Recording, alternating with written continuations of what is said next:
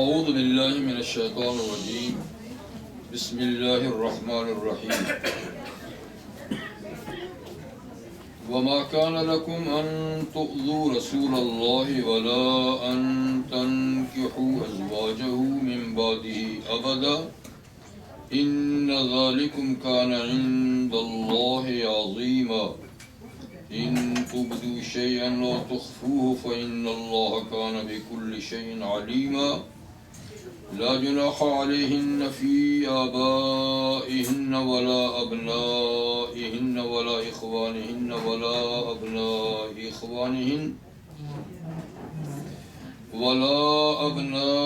إخوانهن ولا أبناء أخواتهن ولا نسائهن ولا ما ملكت أيمانهن واتقين الله إن الله كان على كل شيء شهيدا إن الله وملائكته يصلون على النبي يا أيها الذين آمنوا صلوا عليه وسلموا تسليما إن الذين يؤذون الله ورسوله لعنهم الله في الدنيا والآخرة وأعد لهم عذابا مهينا والذين يؤذون المؤمنين والمؤمنات بغير ما اكتسبوا فقد احتملوا بهتانا وإثما مبينا صدق الله العظيم.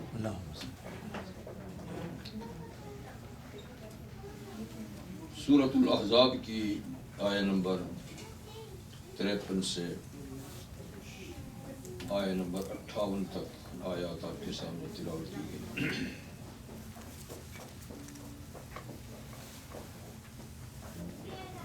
آیہ نمبر 53 کے کافی باتیں ہو چکی تھیں اور تھوڑی سی بات اس میں رہتی ہے، اس لیے اس حصے کی میں نے دوبارہ تلاوت کی.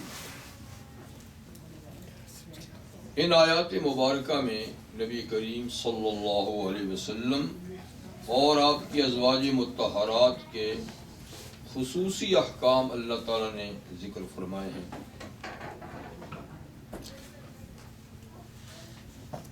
تو وہ خصوصی احکام یہ تھے کہ جن میں کچھ تو عمومی ہیں اور کچھ خصوصی. عمومی احکام میں یہ ہے کہ کسی کے گھر میں بھی بغیر اطلاع دیے اور بغیر اجازت کے نہ داخل ہو، لیکن یہ بات سورۃ النور میں گزر چکی ہے سب کے لیے. یہاں نبی کریم صلی اللہ علیہ وسلم کے لیے بطور خاص یہ حکم دیا گیا کہ آپ کے گھر میں اجازت کے بغیر داخل نہ ہوں،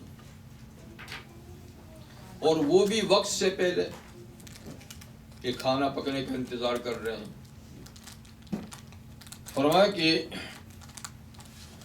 جب تمہیں بلایا جائے تو اس وقت کی پابندی کے ساتھ داخل ہو، اور جب کھانے پینے سے فارغ ہو جاؤ تو پھر بھی خوش گپیاں نہ کرو بلکہ فوراً وہاں سے نکل جاؤ. اس لیے کس طرح بے وقت آنا جانا نبی کریم علیہ السلام کی اذیت کا سبب ہے، اس سے آپ کو تکلیف ہوتی ہے، اور وہ کمال شفقت کی وجہ سے اور غیرت اور حیا کی وجہ سے تمہیں روک ٹوک نہیں کرتے. لیکن اللہ تعالیٰ اس معاملے میں کسی کی رعایت نہیں کرتے، تو تمہیں یعنی قانون سمجھا دیا کہ تمہارا بے وقت آنا یا جانا یا زیادہ دیر تک ان کے گھر میں رہنا ان کے لیے تکلیف کا باعث ہے. دوسری بات یہ بتائی کہ امہات المومنین اگرچہ وہ مومنوں کی روحانی مائیں ہیں، لیکن پردے کے بارے میں دیگر ماؤں کی نسبت ان کے لیے حکم الگ ہے. باقی جن ماؤں کا دودھ پیا ہے یا جو حقیقی مائیں ہیں یا سوتیلی مائیں ہیں ان سے پردہ نہیں، یعنی باپ کی دوسری بیوی سوتیلی ماں اس سے بھی پردہ نہیں، وہ بھی محرم ہے. اپنی ماں اس سے بھی پردہ نہیں ہے، اور جس کا دودھ پیا اس سے بھی پردہ نہیں ہے. لیکن نبی کریم علیہ السلام کی بیویاں اگر کہ تمہاری مائیں ہیں لیکن پردے کے بارے میں ان کے لیے حکم یہ ہے کہ ان سے پردہ ہے. اس لیے اگر ان سے کوئی چیز مانگی جائے تو من ورائے حجاب، حجاب کے پیچھے سے مانگو. کوئی بات پوچھنی ہو تو حجاب کے پیچھے سے پوچھو، آمنے سامنے آنے کی اجازت نہیں.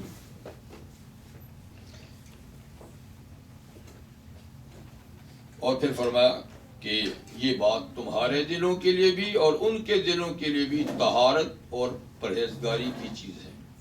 اگر کہ جن سے خطاب ہے وہ صحابہ ہیں جن کے دل بہت ہی پاکیزہ تھے، اور اس طرف سے امہات المومنین کے دل بھی بہت ہی پاکیزہ تھے.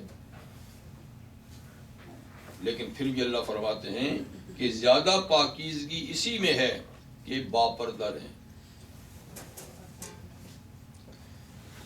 اور یہ بات کہ ما کان لکم ان تؤذوا رسول اللہ، تمہیں یہ بات کسی طرح بھی نہیں مناسب کہ تم اللہ کے رسول کو ستاؤ، ان کو اذیت پہنچاؤ.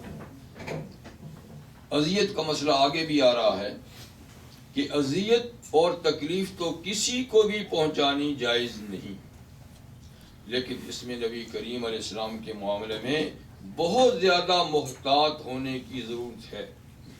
اس لیے کہ ان کو اگر کوئی اذیت پہنچی تو وہ صرف گناہ ہی نہیں رہے گا بلکہ حبط اعمال کا سبب بھی بن سکتا ہے. تمہارے اعمال ضائع بھی ہو سکتے ہیں اور تمہیں پتہ ہی نہیں ہوگا. تو اس لیے یعنی اس بات کا خاص خیال رہے کہ تمہارے کسی عمل سے نبی کریم علیہ السلام کے دل کو چوٹ نہ لگے، تکلیف نہ پہنچے. دوسری بات یہ فرمائی کہ وَلَا أَن تَنكِحُوا أَزْوَاجَهُم مِّن بَعْدِهِ أَبَدًا، اور یہ بات بھی بالکل جائز نہیں کہ نبی کریم علیہ السلام کے دنیا سے چلے جانے کے بعد تم ان کی بیویوں سے نکاح کرو. یہ بھی نہیں، ان کی بیویوں سے نکاح کسی امتی کا جائز نہیں. تو اس بارے میں ان کا حکم ماؤں کی طرح ہی ہے. جیسے ستیلی ماں سے جائز نہیں، حقیقی ماں سے جائز نہیں، رضائی ماں سے جائز نہیں، ایسے ان سے بھی جائز نہیں. لیکن پردے کے بارے میں احکام مختلف ہیں. ان سے پردہ نہیں، ان سے پردہ ہے. اسی طریقے سے اگر ماں محتاج ہے تو اولاد کے ذمے اس کے خرچ اخراجات واجب ہیں، لیکن امہات المومنین کے لیے یہ بات نہیں. اگر وہ خدا نخواستہ محتاج ہوں تو کسی ایک آدمی پر ان کا خرچہ نہیں پڑے گا بلکہ سرکاری خزانے سے اس کے اخراجات پورے کیے جائیں گے، بیت المال سے. تو کچھ باتیں مشترک ہیں اور کچھ باتیں اپنی اپنی. اور یہ جو ان سے نکاح کرو نہیں کرو ان کی وفات کے بعد، تو اس سلسلے میں کیا صورتحال ہے؟ تو مفسرین نے کئی صورتیں بتائی ہیں کہ امہات المومنین سے نکاح نہ ہونے کی کیا کیا وجہ ہیں. تو بعض حضرات نے یہ وجہ بتائی ہے کہ چونکہ امہات المومنین جیسے کہ حضور علیہ السلام کے لیے 4 سے زیادہ کی اجازت تھی، تو وہاں مقصد کیا تھا کہ زیادہ سے زیادہ آپ سے علم حاصل کر کے امت تک پہنچائیں. یعنی وہاں نفسانی خواہشات والی بات نہیں، بلکہ زیادہ سے زیادہ دین سیکھ کر آگے اس کو پہنچانا مقصد ہے. تو اگر وہ خدا نخواستہ یہ قانون نہ ہوتا اور عام عورتوں جیسا قانون ہوتا کہ بیوہ ہونے کے بعد وہ دوسری جگہ شادی کر سکتی ہیں، اگر حضور کی بیویاں بھی بیوہ ہونے کے بعد دوسری جگہ شادی کی اجازت ہوتی تو یہ مقصد فوت ہو جاتا. پھر وہ تبلیغ کیسے کرتی، پھر وہ دین کیسے پھیلاتی؟ تو ان کے مشن میں چونکہ دین پہنچانا ہے، اس لیے وہ آپ کی حیات اور موت دونوں کے بعد آپ کی بیویوں کی حیثیت سے ہیں تاکہ اس کام میں کوئی رکاوٹ پیدا نہ ہو. ظاہر بات ہے کہ دوسرے شوہر کے گھر میں جائیں گی تو پھر اس کی پابندی کرنی ہے. تو جو مقصد تھا زیادہ شادیوں کا وہ تو پورا نہ ہوا. ایک وجہ یہ بتائی ہے. دوسری وجہ یہ بتائی ہے کہ ان کا مائیں ہونا، ان کا امت کی مائیں ہونا یہی وجہ ہے کہ کسی امتی سے ان کا نکاح درست نہیں، کیونکہ وہ امت کی مائیں ہیں.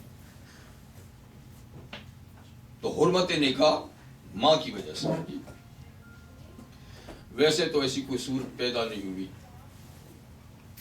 لیکن بعض حضرات کے ذہنوں میں یہ بات تھی اس لحاظ سے کہ یہ بہت بلند کردار خواتین ہیں. تو بعض صحابہ کے دل میں یہ بات آئی کہ حضور کے بعد فلاں فلاں سے میں شادی کر لوں گا، اس لیے کہ بہت بلند کردار والیاں ہیں. تو اللہ تعالیٰ نے قانون نافذ کر دیا کہ نہیں، یہ تمہاری مائیں ہیں، ان سے نکاح نہیں ہوگا. تو یا دین پہنچانے میں رکاوٹ کی وجہ سے، اور یا بظاہر صاف بات یہی ہے کہ مائیں ہونے کی وجہ سے.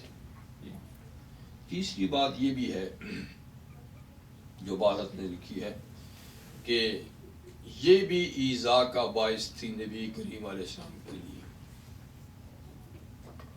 یعنی کوئی شوہر نہیں چاہتا کہ اس کی بیوی سے کوئی دوسرا نکاح کرے، یہ اس کی غیرت کے منافی ہے. لیکن کچھ قوانین ایسے ہوتے ہیں جہاں غیرت کو چھوڑنا پڑتا ہے. تو عام مسلمانوں کے لیے تو قانون یہی ہے کہ غیرت کی بات نہیں. اگر تم طلاق دے دو گے یا وہ تم سے بیوہ ہو جائیں گی تو وہ آزاد ہیں، کسی سے شادی کریں، تمہارا جی چاہے یا نہ چاہے. لیکن نبی کریم علیہ السلام کے دل کی پاسداری اللہ کو منظور تھی کہ وہ جس چیز کو نہیں چاہتے وہ قانوناً ہی اللہ نے منع کر دی، قانوناً ہی منع کر دی. اور یہ بھی ایک قاعدہ اور قانون یہ ہے کہ جس کے نکاح میں خاتون ہوگی اور اللہ نے دونوں کو نیکی اور پارسائی کی توفیق دی تو جنت میں بھی وہ خاتون اس کی بیوی رہے گی. ایک صحابی نے اپنی بیوی سے کہا کہ اگر تم یہ چاہتی ہو کہ جنت میں بھی ہماری اسی طرح کی رفاقت رہے جو دنیا میں رہی ہے تو میرے بعد کسی سے شادی نہیں کرنا. اسی کے قاعدہ یہ ہے کہ جس کے نکاح میں فوتگی ہوگی پھر جنت میں اگر دونوں چلے گئے تو اسی کو ملے گی جو آخری شوہر ہوگا. تو اگر تم چاہتی ہو کہ ہمارا سلوک اچھا رہا ہے تو پھر یہ کہ یعنی انتظار کرنا تاکہ آگے اگلے جہان جنت میں بھی ہماری رفاقت رہے. اب اس لحاظ سے اگر نبی کریم علیہ السلام کی کوئی بیوی اس کو اجازت ہو کہ آپ کے بعد کسی اور سے شادی کرے تو پھر جنت میں رفاقت اس کے ساتھ ہوگی. تو یہ کتنا بلند مقام ہے نبی کی رفاقت کا. تو یہ کم ہو کر دوسرے امتی کے ساتھ تو یہ تو مقام کی کمی ہوگی. اللہ کو یہ منظور نہیں کہ جو میرے نبی کی بیوی ہے وہ جنت میں کسی اور کی بیوی کی حیثیت سے رہے. تو یہ متعدد وجوہات ہیں لیکن جس میں بالکل واضح بات یہ ہے. ایک اور توجیہ مفسرین نے یہ بھی لکھی ہے کہ یوں تو موت سے نکاح کا رشتہ ٹوٹ جاتا ہے، نکاح ختم ہو جاتا ہے، لیکن انبیاء کرام کا نکاح کا سلسلہ موت سے ٹوٹتا نہیں. وہ پھر بھی نبی کی بیوی کی حیثیت رکھتی ہیں. اور اس کی وجہ یہ کہ نبی پر اگرچہ تبھی موت آتی ہے، وہ تو قانونی بات ہے، انک میت وان میتون، آپ بھی مرنے والے ہیں اور لوگ بھی مرنے والے ہیں. وما محمد الا رسول قد خلت من قبل الرسل افئن مات او قتل. تو محمد صلی اللہ علیہ وسلم رسول ہیں، کوئی مافوق البشریت مخلوق نہیں جس پہ موت نہ آتی ہو. تو کیا اگر ان کا انتقال ہو جائے یا وہ شہید کر دیے جائیں تو معلوم ہے کہ شہادت ان کو بھی مل سکتی ہے، موت ان پہ بھی آ سکتی ہے. لیکن تبھی موت کے بعد جو دوسرے جہان کی حیات ہے تو یہ ایک حیات روحانی تو سبھی لوگوں کو حاصل ہوتی ہے. روح کسی کی مرتی نہیں. روح بدن سے جدا ہو جائے تو مرتی نہیں. تو روحیں تو سب کی ٹھیک ہے. جسم گل سڑ جاتا ہے, ختم ہو جاتا ہے, لیکن جسم کے لحاظ سے بھی بعض روحوں کا تعلق جسم کے ساتھ اتنا گہرا ہوتا ہے کہ وہ جسم بھی عرصہ دراز تک سلامت رہتے ہیں. جیسے شہیدوں کی حیات اخروی اور حیات برزخی کے بارے میں اللہ تعالیٰ نے فرمایا کہ شہید کو مردہ مت کہو بلکہ وہ اپنے رب کے ہاں زندہ ہے, اور ایسا زندہ ہیں کہ یرزقون, ان کو مناسب حال رزق بھی دیا جاتا ہے, کھاتے پیتے بھی ہیں. تو شہداء جو ہیں یہ ان کو حیات برزخی اتنی قوی حاصل ہوتی ہے کہ اللہ تعالیٰ فرماتے ہیں ان کو مردہ کہو ہی نہیں. حالانکہ اس کے باوجود کہ وہ مرے تو ہوتے ہیں, بعضوں کو تو جسم بھی ٹکڑے ٹکڑے ہو جاتے ہیں جی, لیکن پھر بھی کہ ان کو مردہ مت کہو, اس لیے کہ ان کی روحانی زندگی جو آخرت والی ہے بہت مستحکم اور مضبوط ہے, یہاں تک کہ جسم بھی ان کے عرصہ دراز تک سلامت رہتے ہیں.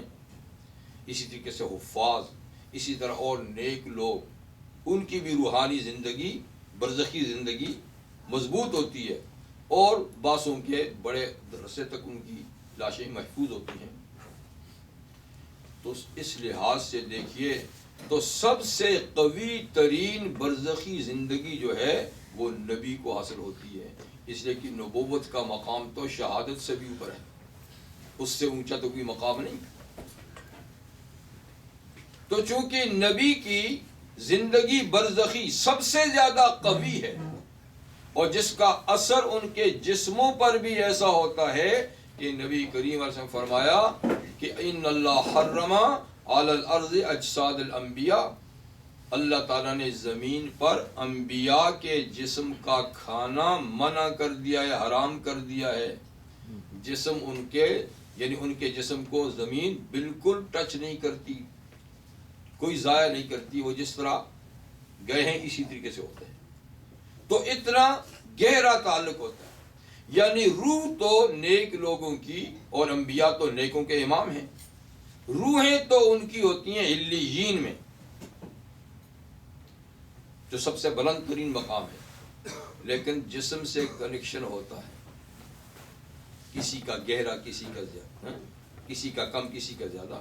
تو سب سے مضبوط روح کا تعلق برزخ میں جسم کے ساتھ وہ انبیاء کرام کا ہے, پھر دوسرے نمبر پر شہداء کا ہے, پھر درجہ بدرجہ اوروں کا ہے. تو اس لحاظ سے فرمایا کہ نبی کی بیوی تو مرنے سے بیوہ ہوتی ہی نہیں, وہ تو جیسے کہ بس تبھی موت آئی اور پھر ایسی زندگی حاصل ہوئی جو اس زندگی سے بھی بدرجہ افضل ہے. تو جب زندگی ہے, حیات ہے, تو یعنی بیوی بیوہ ہی نہیں ہوئی, جب بیوہ ہی نہیں ہوئی تو پھر غیر سے نکاح کیسے؟ یہ مختلف وجوہات مفسرین نے لکھے ہیں, لیکن بظاہر جو سب سے زیادہ لگتا ہے وہ یہی ہے کہ مائیں ہونے کی وجہ سے ان سے نکاح نہیں. یہ تو نصیحت کی نا, قرآن مجید کی آیت ہے کہ ازواج امہاتہم, تو جس طرح ماں سے نکاح نہیں اس طرح ان کے ساتھ ان سے بھی نکاح نہیں.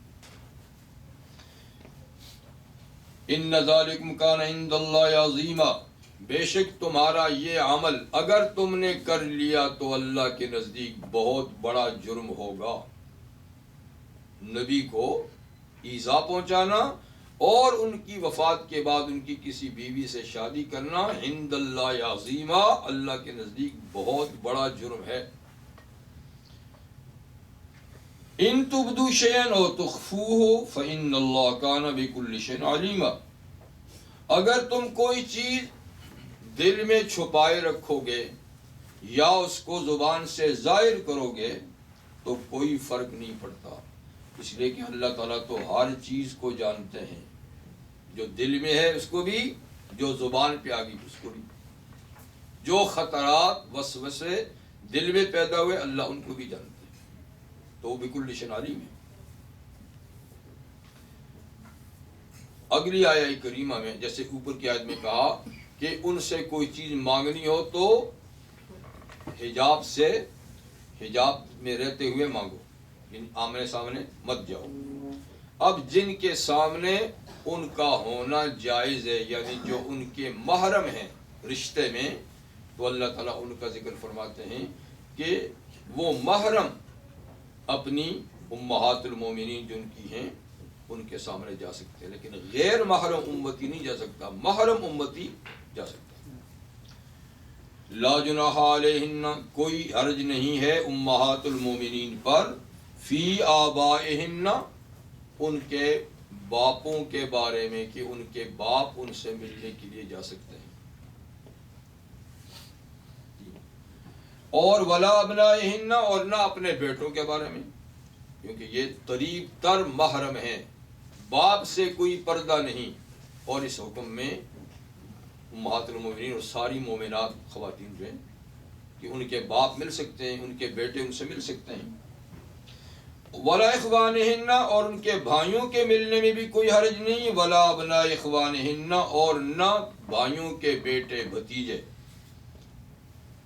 ولا ابناء اخواتہن، اور نہیں ان کی بہنوں کے بیٹے بھتیجے نہ بھانجے، ولا نسائہن، اور نہ ان کی اپنی خاندان کی عورتیں یا مسلمان عورتیں، تو مسلمان عورت کا مسلمان عورت سے کوئی پردہ نہیں۔ یہ اس لیے کہا کہ غیر مسلم عورتوں سے حجاب کی ضرورت ہے۔ اگر غیر مسلم عورتیں ہیں تو ان کے سامنے اس طریقے سے عورت نہ ہے کہ یہ بھی عورت ہے، نہیں، بلکہ اپنے آپ کو سنبھال کر، ولا ما ملکت ایمانہم، اور ان کے آمنے سامنے ہونے میں بھی کوئی حرج نہیں کہ جن کے ان کے ہاتھ مالک ہیں، یعنی جو ان کے غلام لونڈیاں ہیں، لیکن غلام لونڈیوں میں سے باندیاں تو خیر کوئی بات نہیں، لیکن غلام جب تک نابالغ ہے تو وہ مالکہ کے سامنے آ سکتا ہے، لیکن بالغ ہونے کے بعد وہ بھی پردے میں ہوگا۔ واتقین اللہ، آخر میں فرمایا کہ یہ تو ضابطہ ہے، اور اس ضابطے پہ عمل کرنے کے لیے خدا کا خوف ضروری ہے، کیونکہ اللہ تعالیٰ نے اپنا قانون منوانے کے لیے پولیس مقرر نہیں کی، کوئی ایسا محکمہ مقرر نہیں کیا جو روک ٹوک کرے اور قانون توڑنے پہ دنیا میں کوئی یعنی سزا دے، ایسا تو نہیں ہے۔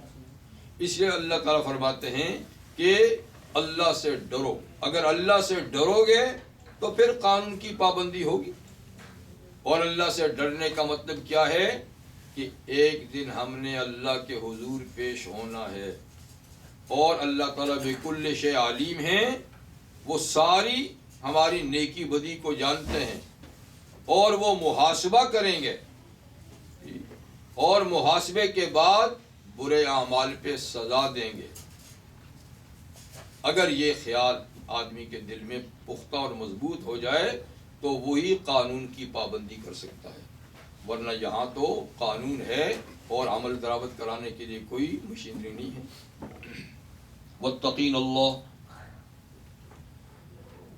ان اللہ کان علی کل شیء شہیدا، اللہ ہر چیز پر گواہ ہیں، حاضر اور ناظر ہیں، اللہ ہر چیز پر حاضر اور ناظر ہیں، موجود ہیں، دیکھ رہے ہیں، اللہ تعالیٰ کی نگاہوں سے کوئی چیز پوشیدہ نہیں۔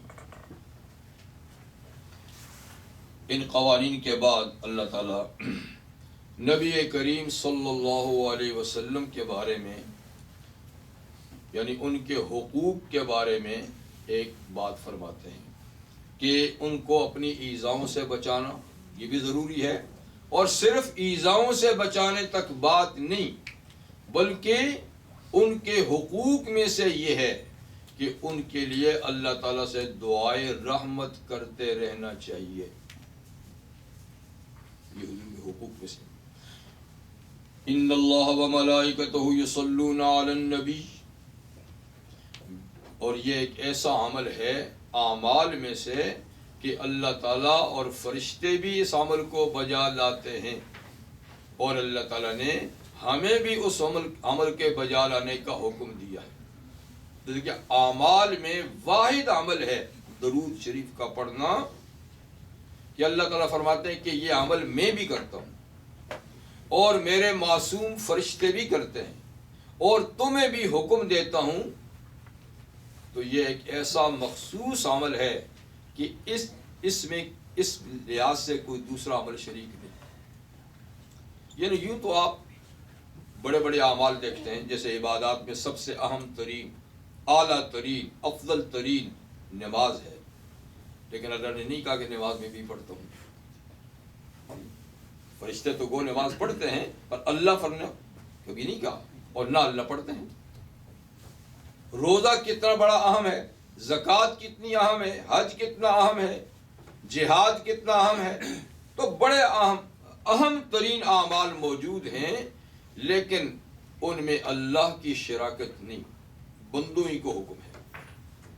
اور یہ عمل درود شریف کا یہ کوئی فرض واجب نوعیت کا نہیں، ہاں اس آیت کے مطابق زندگی میں ایک دفعہ کا پڑھنا تو واجب ہے کیونکہ حکم ہے، لیکن بار بار اس عمل کو کرتے رہنا موجب ثواب تو ہے لیکن فرض واجب نہیں۔ لیکن عمل اتنا اللہ کو محبوب اور پسند ہے کہ فرمایا یہ تو میں خود بھی کرتا ہوں، فرشتے بھی کرتے ہیں، سو تمہیں حکم دیتا ہوں۔ تو ان اللہ و ملائکتہ، بے شک اللہ اور اس کے فرشتے، یصلون علی النبی، یہ سب صلاۃ بھیجتے ہیں نبی پر۔ صلاۃ نماز کو بھی کہتے ہیں، صلاۃ دعا کو بھی کہتے ہیں، صلاۃ استغفار کو بھی کہتے ہیں، یعنی یہ لفظ کئی معنوں میں مشترک ہے، لفظ ایک ہے معنی اس کے کئی ہیں، تو جہاں جہاں جو معنی مناسب ہے وہی معنی مراد لیا جائے گا۔ اللہ کی صلاۃ اور ہے، فرشتوں کی صلاۃ اور ہے، ہماری صلاۃ اور ہے۔ جب اللہ کی طرف اس کی نسبت ہوگی تو صلاۃ کا معنی کیا ہوگا؟ رحمت کا نازل کرنا، صلاۃ بمعنی رحمت کا نازل کرنا، اور فرشتوں کی صلاۃ کا معنی ہے استغفار کرنا، معافی طلب کرنا کسی کے لیے، اور ہماری صلاۃ کا معنی ہے اللہ سے رحمت کی دعا مانگنا۔ تو اللہ رحمت نازل کرتے ہیں، فرشتے استغفار کرتے ہیں، اور اے مومنو تم اللہ سے نبی کے حق میں رحمت کی دعا کرو۔ تو لفظ مشترک ہے، معنی مختلف ہے۔ یا ایھا الذین آمنوا، اے ایمان والو، صلو علیہ، تم دعائے رحمت کرو ان کے لیے، دعائے رحمت کرو ان کے لیے، وسلموا، اور ان پر سلام بھی بھیجو، سلام بھی بھیجو۔ تو سلام سلامتی کی دعا ہے اور صلاۃ رحمت کی دعا ہے، تو دعائیں اصل میں دونوں دعائیں ہیں۔ اور پھر تسلیمہ تاکید کے لیے، تو تسلیمہ کا معنی یہ ہے کہ یہ جو کچھ صلاۃ یا سلام ان کے لیے کرو تو دل کی گہرائی اور محبت سے کرو، تسلیمہ، یعنی یہ دکھاوے کے لیے نہیں، صرف قانون بجا لانے کے لیے نہیں، بلکہ دل کی محبت سے ان کے لیے صلاۃ اور سلام، صلاۃ کی دعا اور سلام کی دعا دل کی گہرائی سے کرو۔ تو خیر اس آیہ کریمہ میں نبی کریم صلی اللہ علیہ وسلم کے لیے دعائے رحمت کرنے کا اللہ کا حکم ہے، اور جب حکم اور امر ہوتا ہے تو قانون یہ ہے کہ اس کا ایک دفعہ کر لینا ہی کافی ہوتا ہے، ایک دفعہ زندگی میں۔ تو صلاۃ کا پڑھنا حضور پر یہ فرض ہے اس آیت کے حکم سے۔ باقی چونکہ اس کے لیے شرائط نہیں ہیں، اس لیے پھر بار بار پڑھنا فرض اور واجب نہیں، البتہ مستحب ہے، ثواب کی چیز ہے۔ بعض اہل علم کہتے ہیں کہ جب بھی حضور صلی اللہ علیہ وسلم کا اسم گرامی آئے تو پڑھنا واجب ہے، لیکن جمہور اہل علم کہتے ہیں کہ واجب نہیں، پھر مستحب ہے، لیکن زندگی میں ایک دفعہ فرض اور واجب ہے، اس لیے کہ امر کا حکم، امر سے اللہ تعالیٰ نے ذکر کیا ہے، تو امر پہ ایک دفعہ عمل کرنا یہ فرض ہوتا ہے، بار بار نہیں۔ ہاں کسی امر کو کسی سبب کے ساتھ، کسی شرط کے ساتھ اگر مشروط کر دیا جائے تو پھر جب بھی شرط پائی جائے گی عمل کرنا، جیسے نمازی کا ہے، تو نماز کا بھی حکم ہے اقیم الصلاۃ، نماز قائم کرو، ٹھیک ہے۔ تو اب اس کا تقاضا یہ ہے کہ ایک دفعہ نماز زندگی میں پڑھ لی تو فرض ادا ہو گیا، لیکن چونکہ نماز کے لیے شرائط کا بھی ذکر ہے، اقیم الصلاۃ لدلوک الشمس الی غسق اللیل وقرآن الفجر، تو اب جب بھی وہ وقت آئے گا تو یہ حکم آ جائے گا، جب بھی وقت آئے گا تو جب دلوک شمس ہوگا یعنی جب سورج کو زوال ہوگا تو اقیم الصلاۃ کا حکم پھر آ جائے گا، پھر عصر کا ٹائم آئے گا تو چونکہ نماز کے لیے اوقات شرط ہیں تو جو ہی شرط آئے گی پھر حکم ہوگا، تو اس لیے بار بار 5 نمازیں پڑھنی پڑتی ہیں کہ جب ان کا وقت آ جائے تو اللہ کا حکم بھی گویا اسی وقت آ جاتا ہے اس کے ساتھ۔ اسی طرح رمضان کے روزے ہیں کہ جب بھی ماہ رمضان آئے گا وہ شرط ہے تو روزہ رکھنا پڑے گا۔ اسی طرح حج ہے، تو یہاں کوئی کنڈیشن نہیں ہے، کوئی شرط نہیں ہے، اس لیے ایک دفعہ کے عمل سے فرض ادا ہو جائے گا، اور باقی جب بھی آیت کی تلاوت ہو جائے تو اب وہ استحبابی حکم ہوگا۔ لیکن درود شریف حضور صلی اللہ علیہ وسلم پہ جو پڑھی جاتی ہے وہ اعمال میں ایک بہت بڑا قیمتی عمل ہے اور بہت بڑا محبوب عمل ہے، یعنی اس کی اہمیت اس سے آپ اندازہ کریں کہ نبی کریم صلی اللہ علیہ وسلم نے فرمایا من صلی علیہ واحدۃ صلی اللہ علیہ عشرا، جس شخص نے مجھ پر ایک دفعہ صلاۃ پڑھی تو اللہ اس پہ 10 رحمتیں نازل کرتا ہے۔ کسی نے ایک دفعہ میرے لیے رحمت کی دعا کی تو اللہ اس پہ 10 رحمتیں نازل کرتا ہے، تو دیکھیے کتنا بڑا اپنا فائدہ ہے۔ اور یہ بھی ارشاد فرمایا آپ نے کہ جس شخص کے سامنے میرا نام لیا جائے اور میرے لیے دعائے رحمت نہ کرے وہ بخیل ہے، وہ بخیل ہے۔ یعنی اس میں کیا لینا دینا ہے؟ وہ اتنا بھی نہیں کر سکتا کہ صلی اللہ علیہ وآلہ وسلم کہہ دے، اتنا بھی حق نہیں سمجھتا۔ اور ایک حدیث میں کعب بن عجرہ فرماتے ہیں کہ نبی کریم صلی اللہ علیہ وسلم ممبر پہ تشریف لے جا رہے تھے، جب پہلی سیڑھی پہ پاؤں رکھا تو آپ نے آمین کہا، دوسری پہ رکھا تو پھر آمین کہا، اور تیسری پہ رکھا تو پھر آمین کہا۔ خیر اس کے بعد حضور صلی اللہ علیہ وسلم نے جو لیکچر دینا تھا دیا۔ جب اس سے فارغ ہوئے تو صحابہ نے عرض کی کہ آج خلاف واقعہ آپ نے 3 دفعہ آمین آمین کہا، اس کی بظاہر کوئی وجہ نظر نہیں آ رہی تھی، کسی نے کوئی دعا کی ہو یا آپ نے کوئی دعا پڑھی ہو، تو حضور نے فرمایا ہاں وجہ ہے کہ جب میں ممبر پہ جانے لگا اور میں نے پہلی سیڑھی پہ پاؤں رکھا تو جبریل امین نے آ کر ایک دعا کی، میں نے اس پہ آمین کہا، پھر دوسری دعا کی دوسری سیڑھی پہ تو میں نے آمین کہا، اور تیسری سیڑھی پہ چڑھنے لگا تو تیسری دعا کی تو میں نے آمین کہا، تو دعا ہوتی رہی تو میں پتہ نہیں چلتا رہا۔ تو پہلی سیڑھی پہ پاؤں رکھا تو انہوں نے دعا یہ کی، بلکہ اصل میں تو بد دعا ہے، ٹھیک ہے، کہ ہلاک ہو جائے وہ شخص کہ جس نے اپنی زندگی میں اپنے 2 بوڑھے ماں باپ پائے، یا ان میں سے ایک کو بڑھاپے کی حالت میں پایا اور اتنی خدمت بجا نہ لائی کہ وہ جنت کا مستحق ہو جائے، تو میں نے کہا آمین۔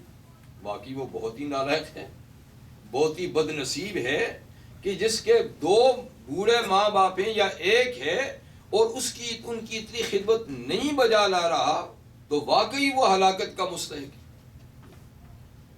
اس لیے کہ اللہ تعالیٰ نے اپنے حق کے بعد قرآن حکیم میں سب سے پہلے ماں باپ کا حق ہی بتایا ہے۔ وَقَضَىٰ رَبُّكَ أَلَّا تَعْبُدُوا إِلَّا إِيَّاهُ وَبِالْوَالِدَيْنِ إِحْسَانًا۔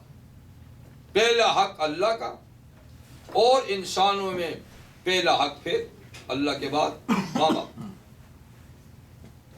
اور فرمایا کہ جب میں دوسرے پہ پاؤں رکھنے لگا تو انہوں نے کہا کہ ہلاک ہو جائے وہ شخص کہ جس پر ماہ مبارک رمضان المبارک آ کر گزر گیا اور اس نے اس میں اتنی عبادت نہیں کی، استغفار نہیں کی کہ اس کی مغفرت ہو جاتی۔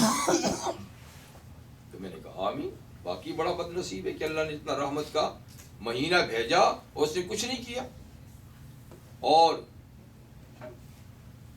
تیسری پہ جب پاؤں رکھا تو ان کا ہلاک ہو جائے وہ شخص جس کے سامنے آپ کا ذکر خیر کیا جائے، آپ کا نام نامی اس میں گرامی لیا جائے اور وہ آپ پہ درود نہ پڑے۔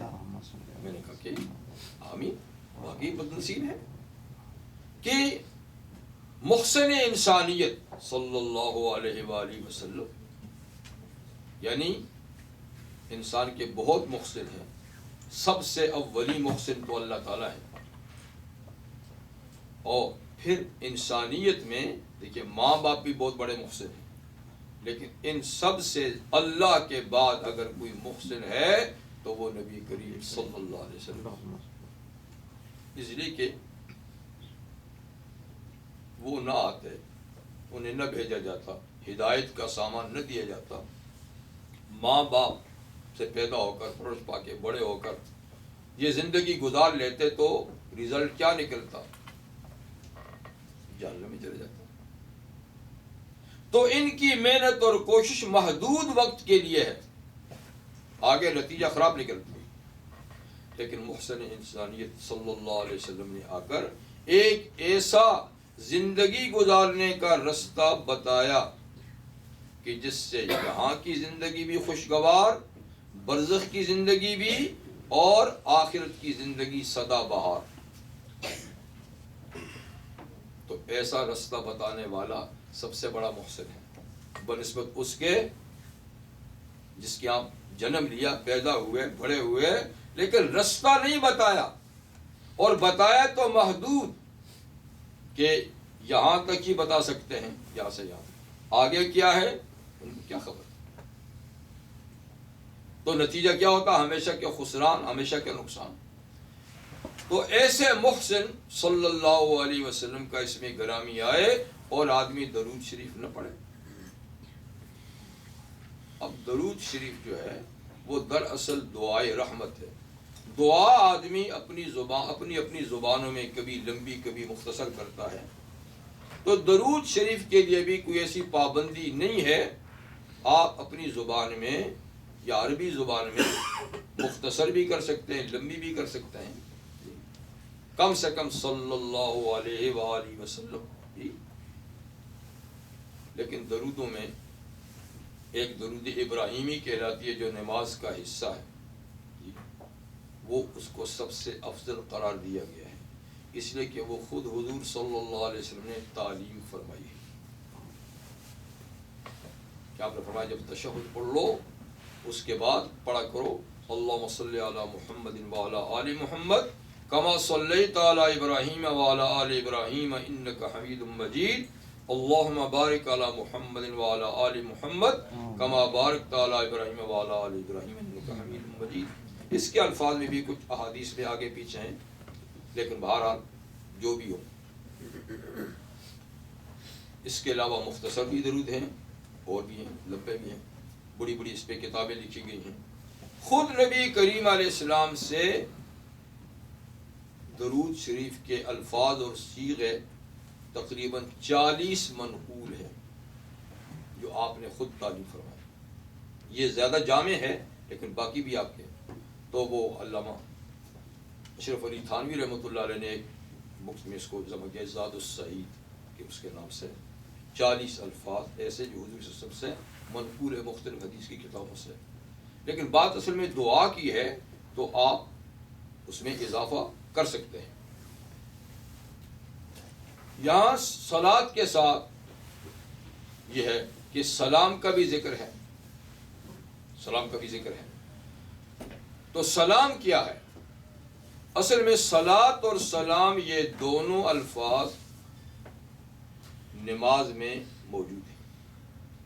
جب تک درود شریف کا ذکر نہیں تھا تو سلام کا اس سے پہلے تھا، اس لیے کہ وہ تو لیلۃ المعراج کا مکالمہ ہے. لیلۃ المعراج میں جو اللہ تعالیٰ سے گفتگو ہوئی ہے تو درود سے پہلے التحیات للہ والصلوات یہ مکالمہ ہے اللہ تعالیٰ کے ساتھ جو لیلۃ المعراج میں ہوا. تو اس میں سلام ہے.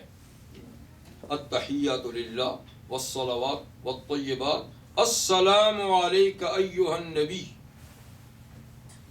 ورحمۃ اللہ وبرکاتہ. ٹھیک ہے نا؟ تو پہلے نماز میں اتنا ہی ہوتا تھا.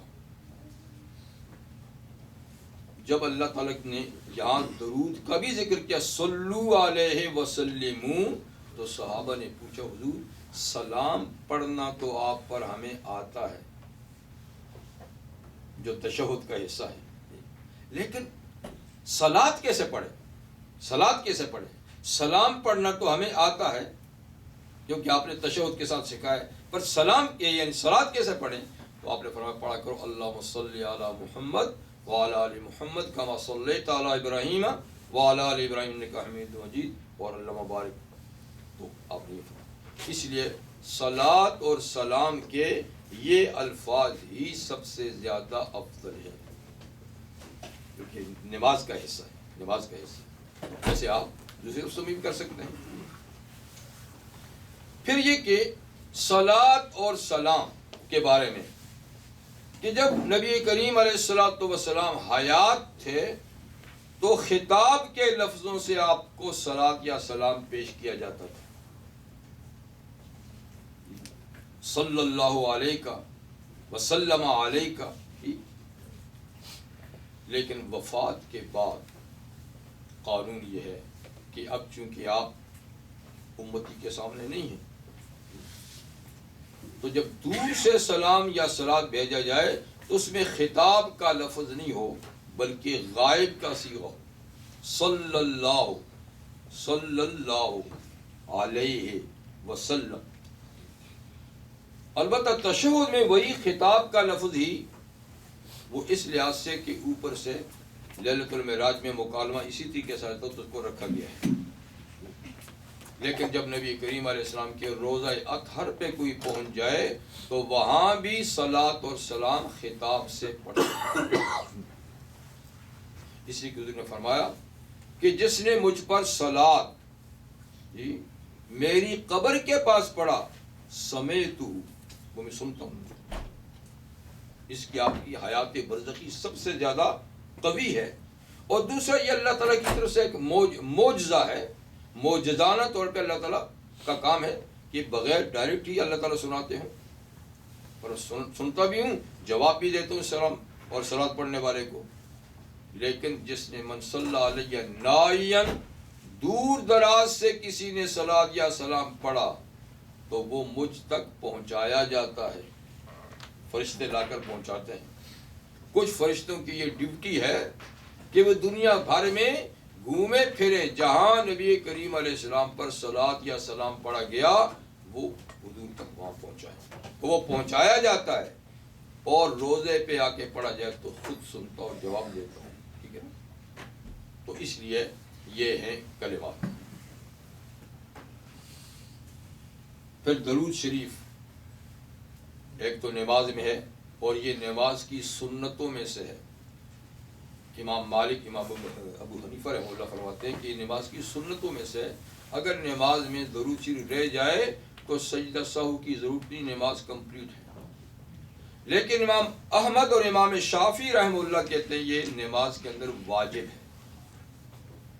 اگر کسی نے درود شریف نہیں پڑھی تو نماز ہی نہ ہو. نماز ہی نہ ہو. تاہم سنت ہے یا واجب ہے یہ فقہا کا آپس میں مسئلہ ہے، لیکن ہے نماز کا ایک حصہ۔ تو ایک ہے نماز میں، ایک ہے نماز کے علاوہ کہ جب بھی آپ کا اسم گرامی سنا جائے تو آپ پہ درود پڑھا جائے، چاہے یہ پڑھیں چاہے مختصر پڑھیں، لیکن پڑھنا چاہیے۔ باقی اوقات کی کوئی تحدید نہیں، لیکن جمعے کے دن عصر سے مغرب کے درمیان درود شریف پڑھنے کی بہت بڑی فضیلت ہے کہ جو اس عرصے میں 80 مرتبہ درود شریف پڑھے تو اس کا بہت بڑا جو ثواب ہے۔ ایسے ہی جمعے کی رات کہ آپ نے جتنی بھی درود شریف پڑھ سکے وہ زیادہ افضل ہے۔ اور نبی کریم علیہ السلام نے یہ بھی فرمایا ہے کہ جب مؤذن اذان دے رہا ہو تو اذان بھی بڑے چوٹی کے اعمال میں سے ہے۔ آپ نے فرمایا ان اطول الناس یوم القیامہ المؤذنون، مؤذن لوگ جو ہیں ان کی گردنیں قیامت کے دن سب سے لمبی ہوں گی۔ یہ لمبی ہونے کا مطلب نہیں ہے کہ بگلے کی طرح لمبی ہوں گی، وہ تو پھر بدنما ہوگی نا، یا اونٹ کی طرح لمبی ہوں، یہ تو لمبی ہونے کا مطلب ہے کہ وہ لوگ محشر کے میدان میں بالکل نمایاں ہوں گے۔ جیسے کوئی لمبی گردن والا سب میں نمایاں ہوتا ہے، تو یہ لوگ بھی ایک خاص پوزیشن میں ہوں گے۔ سب لوگ دیکھیں گے کہ یہ لوگ دنیا میں آذان دیا کرتے تھے۔ اور یہ فرمایا کہ جس شخص نے 7 برس بغیر تنخواہ لیے ہوئے آذان دی تو اس کے لیے جہنم سے چھٹکارا لکھ دیا جاتا ہے۔ اللہ فرماتے ہیں ومن احسن قولا ممن دعا الی اللہ، اس آدمی سے زیادہ اچھی بات کس کی ہے جو اللہ کی طرف دعوت دیتا ہے۔ تو اس میں بھی بعض حضرات کہتے ہیں کہ اس سے مراد ہے، اس دعوت سے مراد ہے آذان۔ تو خیر آذان بڑا بلند تر عمل ہے۔ تو صحابہ نے عرض کیا کہ آذان دیتا تو ایک ہی آدمی ہے، ثواب اتنا زیادہ ہے، آذان دیتا تو ایک ہی آدمی ہے۔ نماز ہو تو مختلف لوگ پڑھ سکتے ہیں لیکن آذان تو ایک ہی دیتا ہے، تو پھر ایسا ثواب کیسے حاصل ہو سکتا ہے؟ تو آپ نے ارشاد فرمایا کہ تم ایسا کیا کرو، جب مؤذن آذان دے رہا ہو تو وہی کلمات تم بھی دہراؤ، وہ بھی تم ہی دہراؤ، تکبیر کے یعنی شہادت کے، صرف حی علی الصلاح حی علی الفلاح میں لا حول ولا قوت ہے، وہی الفاظ نہیں ہے، یا قد قامت الصلاح، اچھا وہ بھی اقام اللہ ادامہ۔ تو ارشاد فرمایا کہ جب تم بھی انہی کلمات کو دہراؤ گے تو تمہیں بھی آذان کا ثواب ملے گا۔ آپ اس میں بھی شریک ہو سکتے ہیں، وہی کلمات دہرائیں۔ اور فرمایا کہ جب آذان دے دے مؤذن تو پھر تم مجھ پر درود شریف پڑھو، مجھ پہ درود شریف پڑھو، اور درود کے بعد فرمایا کہ میرے لیے وسیلے کی دعا مانگو۔ اور فرمایا کہ وسیلہ جنت میں ایک مقام کا نام ہے جو اللہ کے کسی ایک ہی بندے کو مل سکتا ہے، اور مجھے امید ہے کہ وہ مجھے ملے گا، امید ہے کہ مجھے ملے گا، لیکن تم اللہ سے ہر آذان کے بعد میرے لیے اس کی دعا مانگو۔ اللہم رب هذه الدعوة التامة والصلاة القائمة آت محمد الوسیلہ، محمد صلی اللہ علیہ وسلم کو وسیلہ کا مقام عطا فرمائیے۔ ٹھیک، تو یہ بھی بتایا کہ یعنی آذان کے بعد درود شریف پڑھنی چاہیے۔ ٹھیک، اور جیسے مسجد میں داخل ہوتے ہیں تو مسجد کے اندر داخل ہونے کی دعا یا مسجد سے نکلنے کی دعا میں بھی صلاۃ اور سلام ہے، پہلے صلاۃ اور سلام پھر دعا۔ تو بہرحال یہ ایک ایسی عبادت ہے کہ اس کے لیے بھی کوئی کنڈیشن، کوئی شرط نہیں، جہاں جاؤ نے فرمایا جن وقت میں فرمایا کرنی چاہیے، نہیں تو جتنی زیادہ آپ درود شریف پڑھیں اتنی ہی زیادہ اس کی فضیلت ہے۔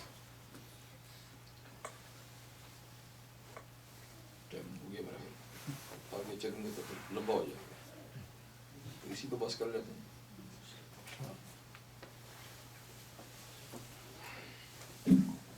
پانچ منٹ تو ہیں لیکن 5 منٹ میں ہم کسی جگہ سٹاپ نہیں کر سکتے۔ اور کوئی بات پوچھنی تو پوچھ لیجیے، نہیں کھانے کا انتظار کیجیے۔